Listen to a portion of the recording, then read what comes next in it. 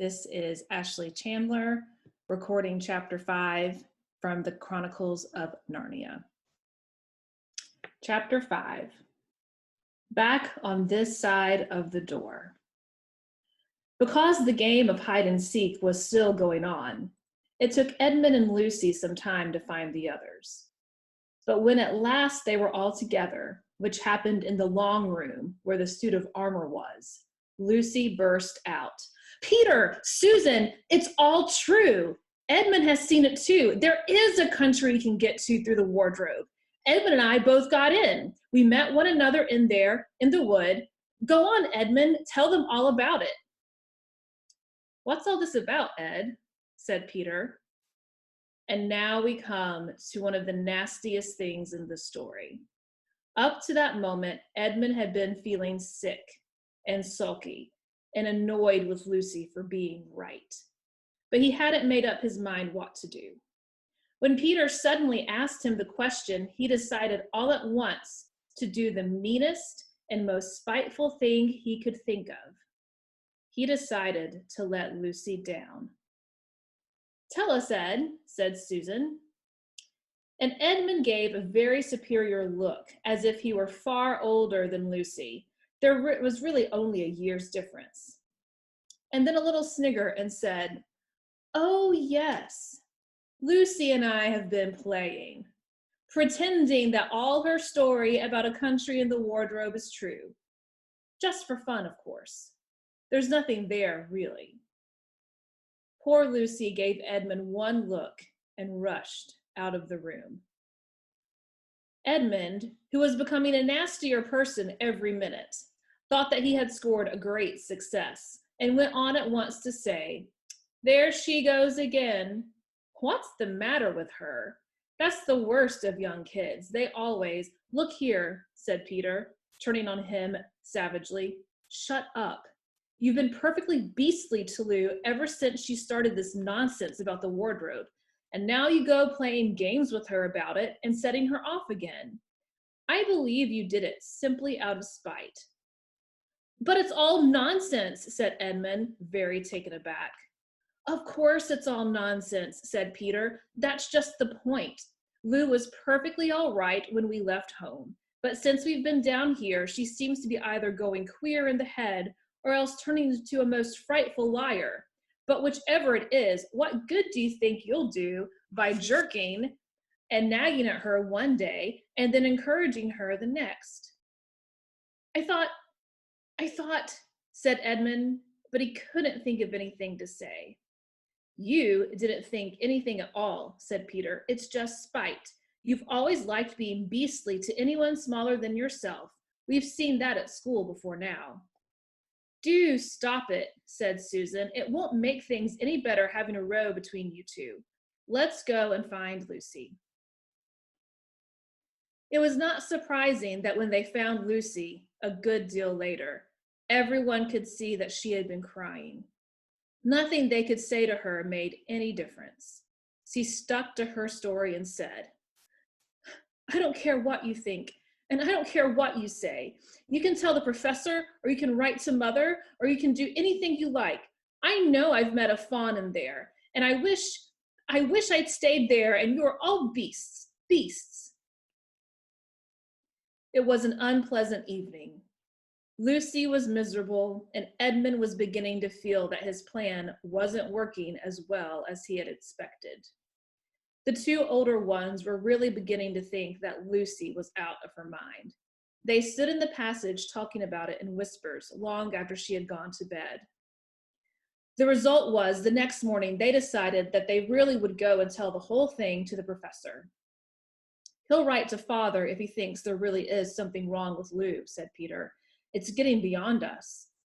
So they went and knocked at the study door, and the professor said, "Come in," and got up and found chairs for them and said he was quite at their disposal. Then he sat listening to them with the tips of his fingers pressed together and never interrupting, till they had finished the whole story. After that, he said nothing for quite a long time. Then he cleared his throat and said the last thing either of them expected. "How do you know," he asked, that your sister's story is not true. Oh, but, began Susan, and then stopped. Anyone could see from the old man's face that he was perfectly serious. Then Susan pulled herself together and said, "But Edmund said they had only been pretending." "That is a point," said the professor, "which certainly deserves consideration. Very careful consideration. For instance, if you'll excuse me for asking the question, does your experience lead you to regard your brother or your sister as the more reliable? I mean, which is the more truthful?" "Well, that's just the funny thing about it, sir," said Peter. "Up till now, I'd have said Lucy every time." "And what do you think, my dear?" said the professor, turning to Susan. "Well," said Susan, "in general, I'd say the same thing. But this couldn't be true. All this about the woods and the fawn." "That is more than I know," said the professor, "and a charge of lying against someone whom you have always found truthful is a very serious thing. A very serious thing indeed." "We were afraid it might even be lying," said Susan. "We thought there might be something wrong with Lucy." "Madness, you mean?" said the professor quite coolly. "Oh, you can make your minds easy about that. One has only to look at her and talk to her to know that she is not mad." "But then," said Susan, and stopped. She had never dreamed that a grown-up would talk like the professor, and didn't know what to think. "Logic," said the professor to himself. "Why don't they teach logic at these schools? There are only 3 possibilities. Either your sister is telling lies, or she is mad, or she is telling the truth. You know she doesn't tell lies, and it's obvious she is not mad. For the moment then, and unless any further evidence turns up, we must assume that she is telling the truth."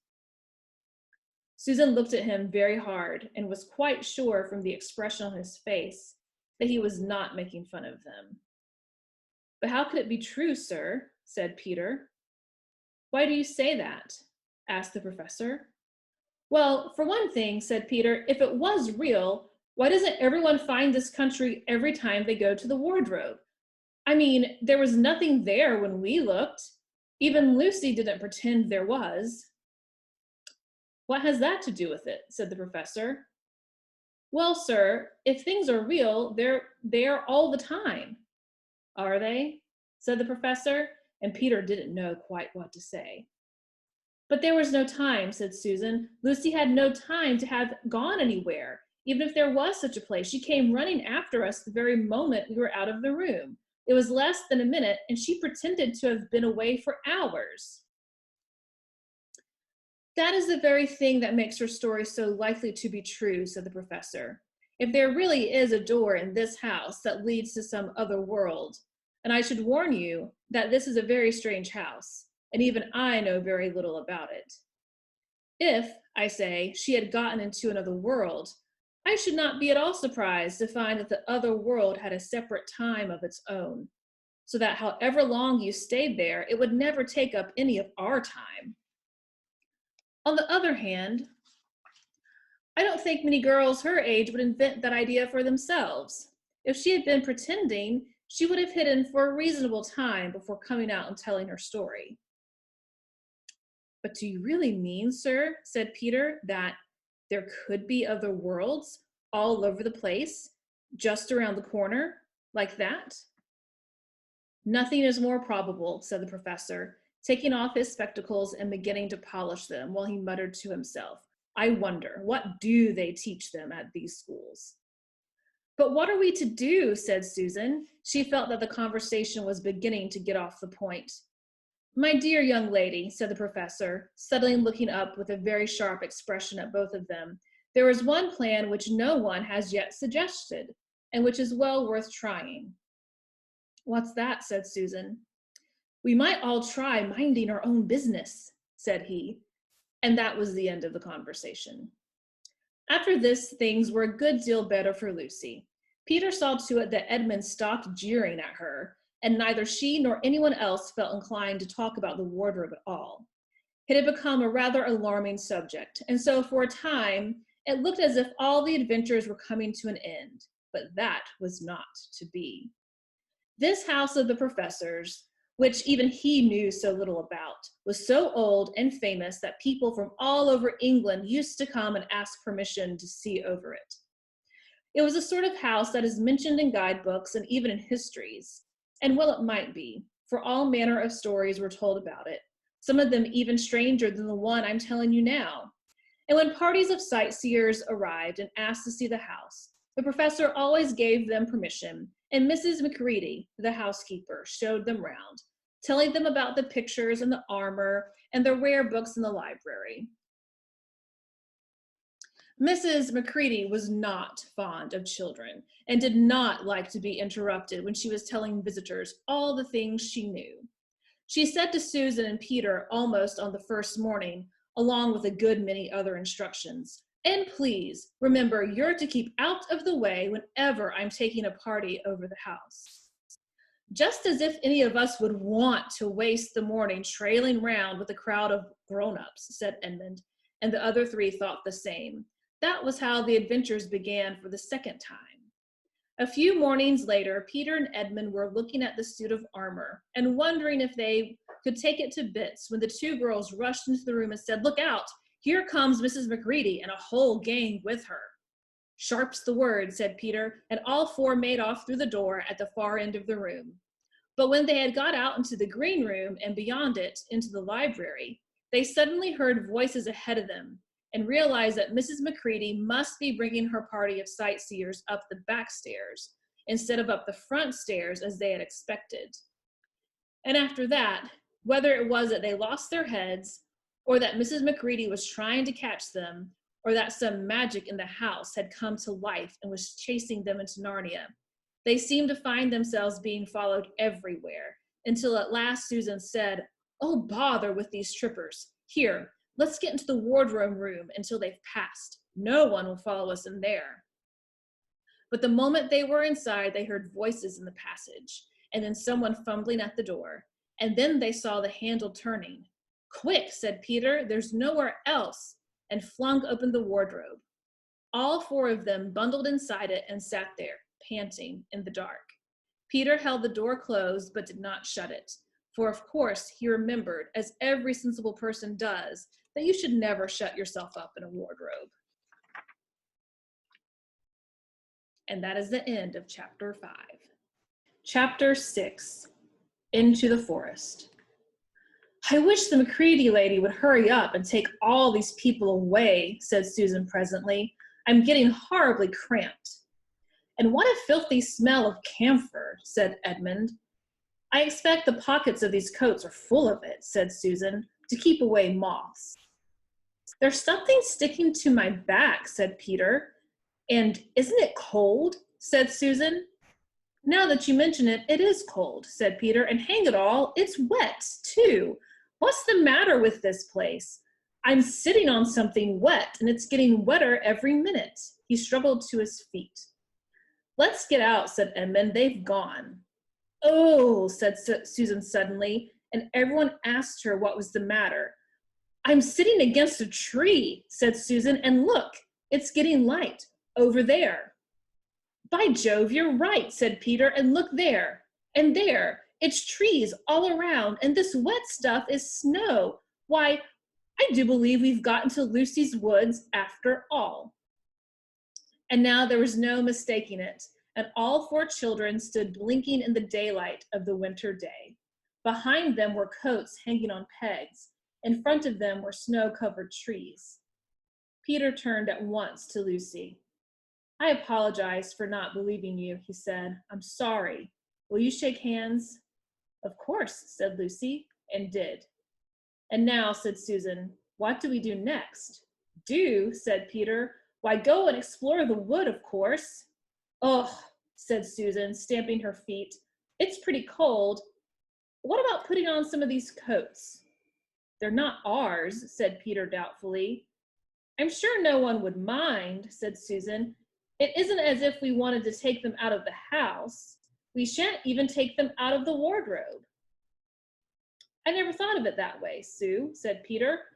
"Of course, now that you put it that way, I see. No one could say that you had bagged a coat as long as you leave it in the wardrobe where you found it. And I suppose this whole country is in the wardrobe. They immediately carried out Susan's very sensible plan. The coats were rather too big for them, so they came down to their heels and looked more like royal robes than coats when they had put them on. But they all felt a good deal warmer, and each thought the others looked better in their new get-ups and more suitable to the landscape. "We can pretend we're Arctic explorers," said Lucy. "This is going to be exciting enough without pretending," said Peter, as he began leading the way forward into the forest. There were heavy darkish clouds overhead, and it looked as if there might be more snow before night. "I say," began Edmund presently, "oughtn't we to be bearing a bit more to the left? That is, if we're aiming for the lamppost?" He had forgotten for the moment that he must pretend never to have been in the woods before. The moment the words were out of his mouth, he realized that he had given himself away. Everyone stopped. Everyone stared at him. Peter whistled. "So you really were here," he said. "That time Lou said she met you in here, and you made out she was telling lies." There was a dead silence. "Well, of all of the poisonous little beasts," said Peter, and shrugged his shoulders and said no more. There seemed, indeed, no more to say. And presently the four resumed their journey. But Edmund was saying to himself, "I'll pay you all out for this, you pack of stuck-up, self-satisfied prigs." Where are we going, anyway?" said Susan, chiefly for the sake of changing the subject. "I think Lou ought to be the leader," said Peter. "Goodness knows she deserves it. Where will you take us, Lou?" "What about going to see Mr. Tumnus?" said Lucy. "He's the nice fawn I told you about." Everyone agreed to this, and off they went, waving briskly and stamping their feet. Lucy proved a good leader. At first, she wondered whether she would be able to find the way, but she recognized an odd-looking tree on one place and a stump in another, and brought them on to where the ground became uneven, and into the little valley, and at last to the very door of Mr. Tumnus's cave. But there, a terrible surprise awaited them. The door had been wrenched off its hinges and broken to bits. Inside, the cave was dark and cold, and had the damp feel and smell of a place that had not been lived in for several days. Snow had drifted in from the doorway and was heaped on the floor, mixed with something black, which turned out to be the charred sticks and ashes from the fire. Someone had apparently flung it about the room and then stamped it out. The crockery lay smashed on the floor, and the picture of the fawn's father had been slashed into shreds with a knife. "This is a pretty good washout," said Edmund. "Not much good coming here." "What's this?" said Peter, stooping down. He had just noticed a piece of paper which had been nailed through the carpet to the floor. "Is there anything written on it?" asked Susan. "Yes, I think there is," answered Peter, "but I can't read it in this light. Let's go out into the open air." They all went out in the daylight and crowded around Peter as he read the following words. "The former occupant of these premises, the Fawn Tumnus, is under arrest and waiting his trial on a charge of high treason against Her Imperial Majesty Jadis, Queen of Narnia, Empress of the Lone Islands, etc. Also of comforting her said Majesty's enemies, harboring spies, and fraternizing with humans. Signed, Maugrim, Captain of the Secret Police. Long live the Queen." The children stared at her. "I don't know that I'm going to like this place after all," said Susan. "Who is the Queen, Lou?" said Peter. "Do you know anything about her?" "She isn't a real queen at all," answered Lucy. "She's a horrible witch, the White Witch. Everyone, all the wood people, hate her. She has made an enchantment over the whole country so that it's always winter here and never Christmas." I I wonder if there's any point in going on, said Susan. I mean, it doesn't seem particularly safe here, and it looks as if it won't be much fun either. And it's getting colder every minute, and we've brought nothing to eat. What about just going home?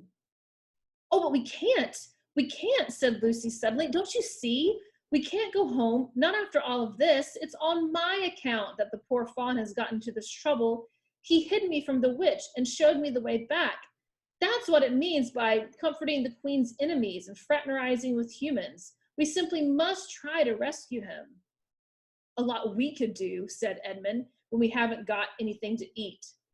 Shut up, you, said Peter, who was still very angry with Edmund. What do you think, Susan? I have a horrid feeling that Lou is right, said Susan. I don't want to go a step further, and I wish we'd never come, but I think we must try to do something for Mr. whatever his name is. I mean, the fawn. That's what I feel too, said Peter. I'm worried about having no food with us. I'd vote for going back and getting something from the larder. Only there doesn't seem to be any certainty of getting into this country again once you've gotten out of it. I think we'll have to go on. So do I, said both the girls. If only we knew where the poor chap was imprisoned, said Peter. They were all still wondering what to do next when Lucy said, Look, there's a robin with such a red breast. It's the first bird I've ever seen here. I say, I wonder, can birds talk in Narnia? It almost looks as if it wanted to say something to us. Then she turned to the robin and said, Please, can you tell us where Tumnus the fawn has been taken to? At once, as she said this, she took a step toward the bird. It at once flew away, but only as far as to the next tree. Then it perched and looked at them very hard, as if it understood all they had been saying. Almost without noticing that they had done so, the four children went a step or two nearer to it. At this, the robin flew away again to the very next tree, and once more looked at them very hard. You couldn't have found a robin with a redder chest or a brighter eye. Do you know, said Lucy, I really believe he means us to follow him. I have an idea he does, said Susan. What do you think, Peter? Well, we might as well try it, answered Peter. The robin appeared to understand the matter thoroughly. It kept going from tree to tree, always a few yards ahead of them, but always so near that they could easily follow it. In this way, it led them on, slightly downhill. Wherever the robin alighted, a little shower of snow would fall off the branch. Presently, the clouds parted overhead, and the winter sun came out, and the snow all around them grew dazzlingly bright. They had been traveling in this way for almost half an hour when the two girls in front with Edmund said to Peter, If you're not still high and mighty to talk to me, I have something to say which you'd better listen to. What is it? Said Peter. Hush, not so loud, said Edmund. There's no good frightening the girls. But have you realized what we're doing?